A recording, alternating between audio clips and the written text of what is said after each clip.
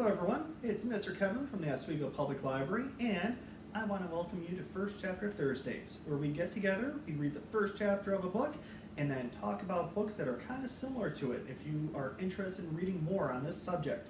So, this week we are doing survival books. So we get to see how kids survive different disasters, and we're going to read a book from one of the biggest disaster series out there. I think a lot of you already know it.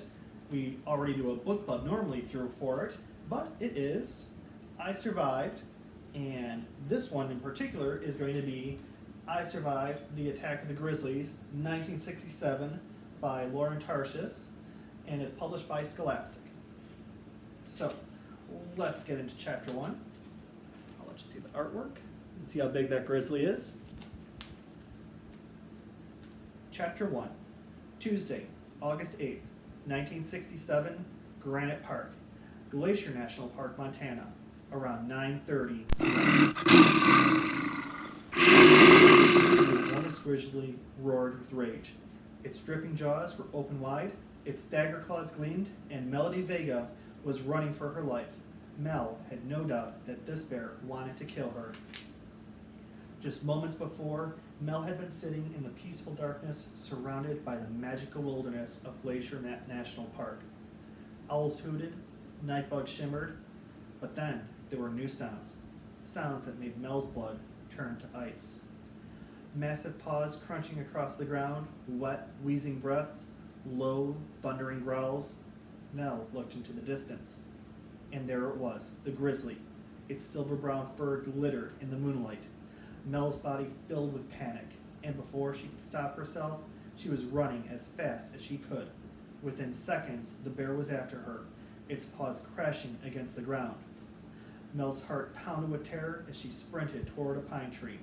It was small and thin, but it was her only hope for staying alive. She prayed that this grizzly didn't climb trees.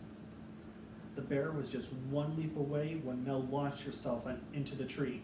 She gripped a low branch, kicked her legs up, and swung them around. But before she could start climbing, the bear was standing on its hind legs. It swiped at Mel with a giant paw, and the claws tore through the flesh of her leg. Somehow, Mel ignored the searing pain, the dripping blood. She clutched the branches with her trembling hands, pulling herself up higher out of the bear's stabbing reach. But the grizzly didn't give up. It pounded the tree trunk, ripped away branches, and bellowed with fury. The spinning tree shook as though it was terrified as Mel, and then crack! The branch in Mel's hand broke off. She tipped back. Time seemed to slow as she tumbled through the air, twisting and turning and screaming for help. Down, down, down she fell. Mel braced herself for the crushing jaws and ripping claws. No grizzly had ever killed a human in Glacier National Park. Until tonight. So, if you want to find out what happened to Mel and see what led up to the grizzly attacks of 1967, you're going to have to read the rest of the book. Now, the good thing is we do have more than a couple of copies of this book, and the other good thing is there are about 30 books in the I Survived series. So if you can't get to this one right away, there's a whole bunch of other ones. There's also 3 nonfiction titles that for all those kids that love to learn about the facts, and the series is available at the library, online at Overdrive, or it's available on Hoopla as an audiobook. Now, if you're looking for similar, but you've already gone through all the I Survive books, try the Girls Survive series. Now, this is similar to the I Survive series, where it follows a kid through a disaster, but there are a lot of different disasters. There's some similar ones, but there's new ones like the Oregon Trail or the flu pandemic, and it's a new series, and there's different authors writing them, so each book sounds a little bit different, and it's kind of cool. And these are all available from the Oswego Public Library. Now, our next book is Upside Down in the Middle of Nowhere by Julie Lamana. Now, this book follows the story of Armani, and she's about to celebrate her 10th birthday. Unfortunately, there's a hurricane that's on everybody's mind instead of paying attention to her, which doesn't make her too happy. And then in the middle of her birthday, they get the notice to evacuate. And at that point, there's nowhere for them to evacuate anymore, which means they are trapped in New Orleans as Hurricane Katrina is bearing down on them. And their family gets trapped in the house. There's floods all around them as the levees break, and they have to find some way to get to safety. And it's an amazing story, and it is available on Overdrive or through the Oswego Public Library.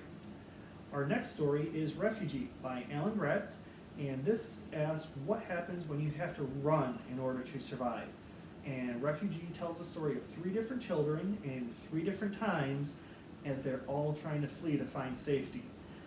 You get to see what is similar and what is different in each of their experiences, and surprisingly, how their stories link together, even though almost 70 years separate some of these events.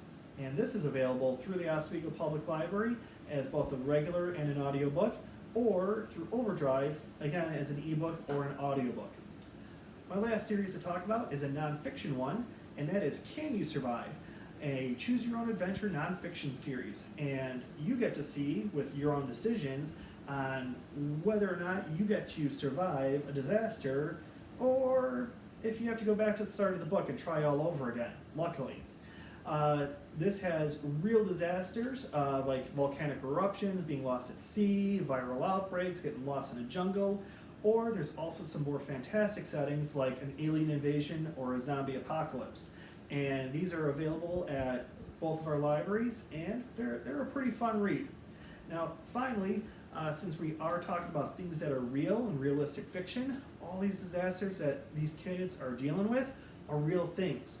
So we have books on a lot of these disasters. The Chicago Fire, Mount St. Helens, we have books on volcanoes, hurricanes, tidal waves, all these things that these kids are surviving. And those are all in the nonfiction, and there's a lot more books out there. If you have a favorite disaster series or disaster book that I didn't talk about, feel free to add it into the comments, and I might have a new book to read then. Also, don't forget, sign up for summer reading. We're still looking for a lot of people to join in, read some books, do some activities, win some prizes, and that's all I have for today. So, I will see you next time for our First Chapter Thursday, and I hope you have a lot of fun. Have a good day.